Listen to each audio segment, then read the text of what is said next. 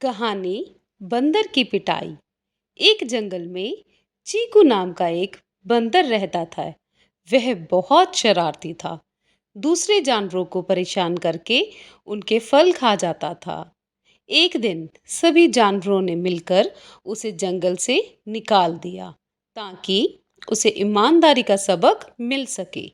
चीकू बंदर पास ही के एक नगर में आकर रहने लगा।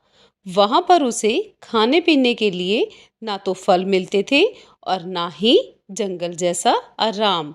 अब वह बहुत पछता रहा था। एक दिन वे दुकान में टोकरी में छिपकर बैठ गया। जैसे ही दुकानदार दुकान बंद करके गया तो चीकू ने दुकान में रखे फल खा खाकर अपना पेट भर लिया। इतने में दुकानदार वहां आ पहुंचा। जैसे ही दुकानदार ने दुकान में बंदर को देखा, उसने छड़ी से चीकू बंदर की खूब पिटाई की और एक मदारी को बुलाकर चीकू को पकड़वा दिया।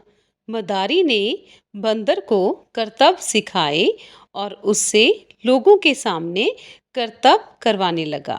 वो मदारी उसे खूब पीटता और उसे खाने को भी बहुत कम देता था और उसे रस्सी से भी बांध कर रखता था।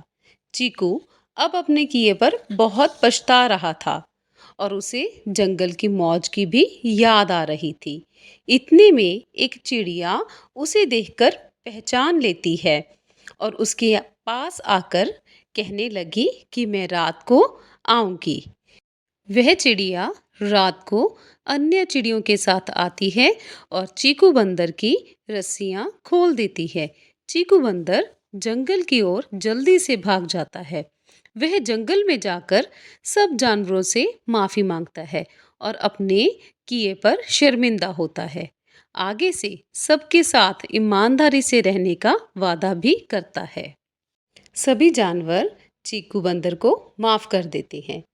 तो अंत में सब जानवर जंगल में मिलजुल कर खुशी खुशी रहने लगते हैं।